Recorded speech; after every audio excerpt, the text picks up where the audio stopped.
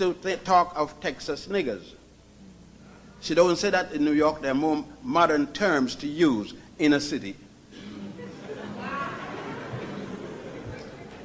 We have to understand that the crossroad that we're talking, had we stood at the crossroad and not moved, you would not have been able to go to the Louvre Museum, the Louvre, in France, or the British Museum in England, and even the museum right here in Atlanta, the Crackers Museum in Atlanta. Because there wouldn't be anything to put in there. If you remove those things, that they took from Africa, you would have no museum.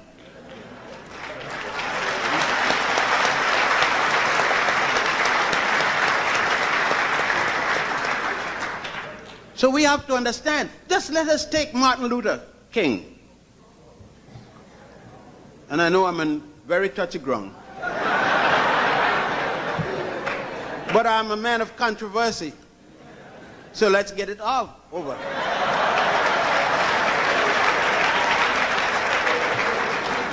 Poor Martin didn't know any better. Because look at the advisors. Bayard Rustin, cousin, sister, Bayard Rustin, Wyatt Walker. How could they advise him on nonviolence? To think that it was Mohandas Karamchand Gandhi, who in South Africa, leaves South Africa because he refused to drive in a car with black people, and went back home. The whites were kicking him in his behind all the time. He worked for the throne of England as its lawyer, and he was able to survive that and live with it and feel good. But when they made him ride with blacks in the same train, that was the ultimate.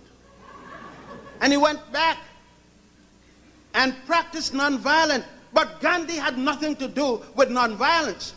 It was a Gandhi copied it from Amen Mhop, Omotop, the fourth, otherwise called Akhenaten. King didn't know that. Neither did Dr. Thurman that taught him about nonviolence at Boston University. Thus he flew right over Africa without stopping home where he belonged and went to see Gandhi and came back. Pure Coretta equally doesn't know up to now. And she been going to Africa. But she went with Andy Young, the master apologist in the world.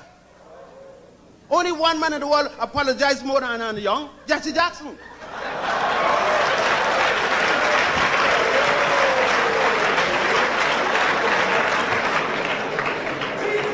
And yes, it is because we do not know who we are. And therefore we feel that we're begging everybody, like George Schuyler used to say, thank God for slavery, at least we became Christians.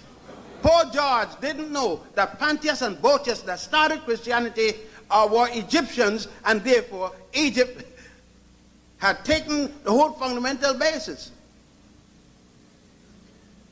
Those who don't know me call me, hey there. But those who know me call me by the name my mother and father placed on me. The crossroad of Africa then, and we could call crossroad in stages. I don't have time to stay right here because I could stay here a whole week and don't talk about a single Jew isn't here yet, a single Greek or a single Roman. I got to get to 1,000 before the coming year before I mentioned a Greek or a Roman. At the time when Rome called itself Etrusca and Greece called itself Pyrrhus. I could stay here all the time practicing medicine and reading the treatise of medicine from great African physicians from different papyrus, like the Edwin C. Spetter papyrus, which comes in 1555 years, 500 years before any place in Europe gave itself a name. I could go down to what is called the Rockefeller papyrus. Now where the hell did Rockefeller get a papyrus from? Rockefeller stole it or pay people who he knew stole it.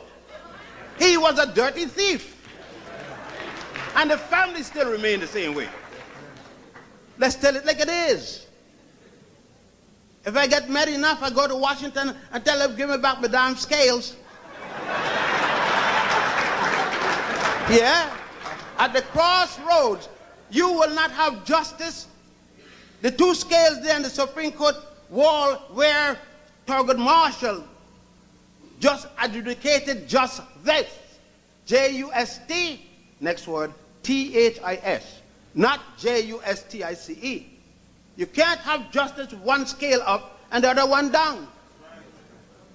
Justice, as Goddess Ma'at is shown in the temples and the tombs, is where the two scales are even, where both eyes are open and no handkerchief with a sword.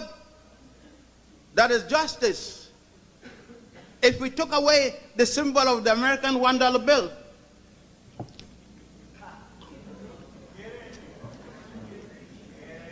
if we took that away, Washington wouldn't know what to put. He wouldn't even know to lay out, Banneker to lay out a city, and then to have the three main shrines on a line that copied from the layout of Karnak, Luxor, Abu Simbel, and the center pyramid at Giza, the pyramid of Khafra, the son of Khufu. Every time you look at the Western world, it is copying from the central belief of the ancient Africans at the crossroad. Again, I must say, we do this because we get in our quote-unquote secret organization, whether we're talking about the Elks or the Masons or the Odd Fellows or whatever, and we run to Israel every weekend, taking with us millions of dollars, billions. And we are not afraid of people getting blown up every day in Israel. We still go there on tours.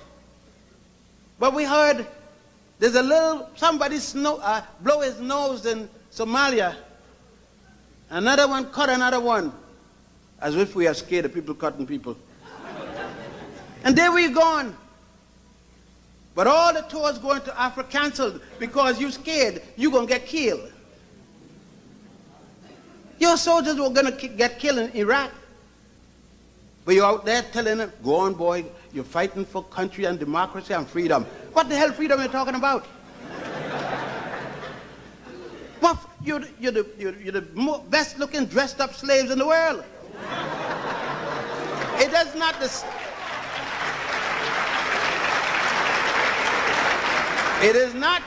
it's not the physical enslavement. I know that because you're driving Mercedes-Benz, MDW, WMB, and all kind of. It is this enslavement of the mind that I'm talking about. A mind is a terrible thing to waste if you got one.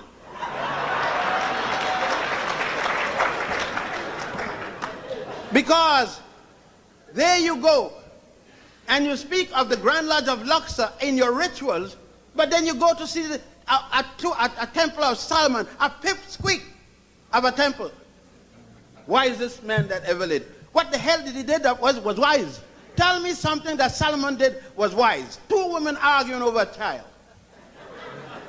He tell the two women, the one that the child don't believe to, cut the child in two. That's a jackass. That's not a wise man. Any decent woman, whether it's her child or not, isn't going to cut the child in two. But that moron didn't know what else to say. Because after Makeda went down there from Ethiopia, her bodyguard bigger than his army, the few pennies he got down there, before he keep it with his fresh self messing with his African sister, she went down there, gave him a little piece, and took the little bit of gold that he had.